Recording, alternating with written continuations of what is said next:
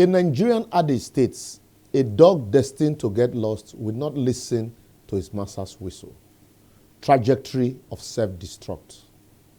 As we come down to the APC presidential primaries, the Tinubu and Osinbajo camp are locked in a verbal war as both candidates jostle to fly the APC party ticket.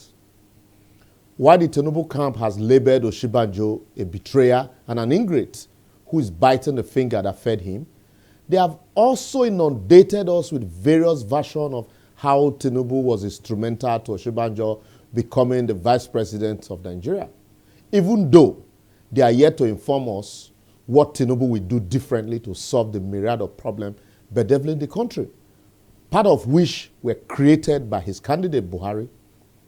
They have also not shown us how he's going to create his 50 million jobs and where the salaries will come from. We'll wait. However, Jagaban himself, just like his political son, or if you like, disowned son now, has promised to continue in Buhari's legacy while telling us he will run a bandit-free Nigeria. But I want to ask, why not teach Buhari how to run a bandit-free country first? But make these people see they respect our brain, sha.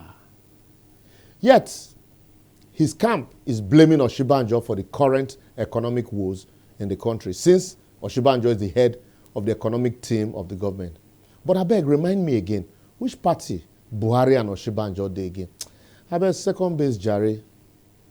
On the other hand, despite the inability of the Osinbajo camp to provide answers to critical questions about the vice president's silence in the face of the killings, what he can do differently after being vice president for 7 years against the backdrop of the current insecurity and economic crisis, vis-a-vis his reason for not resigning in the face of abysmal failure. His team is focused more on throwing verbal dart and missiles at Tinubu and his team, as they accuse Asiwaju of being a dictator who pretends to be a Democrat. That one's strong, sha. They allege that Tinubu dictates everything in Lagos, from who becomes councillor to who gets what. They also describe Bodilon as the actual government house in Lagos, while calling Tinubu the unseen hand in the governance of Lagos, with choice properties and assets questionably acquired and scattered around Lagos and Southwest. But well, and yet Lagos is crawling on infrastructural development.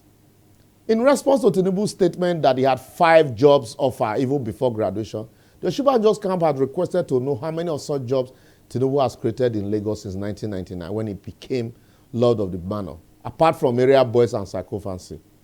Oh boy, these are not ordinary times in Nigeria. As I'm sure there's definitely more to come from the arsenal of both camps as the days go by. Even Dele Momodu had called them to sheath their sword. Why this rough unnecessary show of shame is going on? I'm sure the likes of Chief Bode George and other PDP leaders in Lagos are happy and wouldn't mind its continuation. Meanwhile, the other elders in Yoruba land, who in some cases have benefited from both parties at one time or the other, are watching arms akimbo, doing nothing to call the warring parties together or remind them that there's life after politics. Some even said they're not going to listen, but at least try. Even though they are not the only candidates of Yoruba ethnic extraction vying for the party ticket, as Fayemi has joined the tray, we just hope that by the time both camps are done with each other, Yoruba land will not be the loser, just like the Chief Ladoke Akintola and Chief Obafemi Awolowo fight of 1962. That's 60 years ago. Anyway, what I know, sir, before some people go begin tell me now to face my betrayer governor Obaseki when they run Edo like emperor. But at least posterity will vindicate me, say I yarn my own sha. I will therefore advocate that even though this fight and campaign of this sort is not about the people, but selfish and fulfillment of personal aspirations, the Yoruba Council of Elders, traditional rulers, and leaders of thought in Yoruba land, including the intelligentsia, should call both warring parties together and find a common ground in the interest of not just the Yoruba, but the nation and the leadership they represent.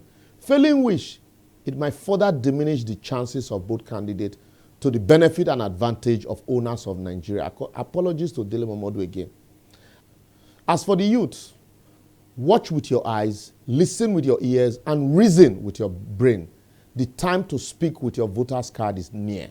Please don't miss this opportunity for anything. Well, now so we see them for our crystal ball this week. If you see them differently, just follow us on all our social media platforms showing on your screen and share your comment with us. Until we come your way again, time they say heal all wounds. That same time will reveal all things. We are waiting.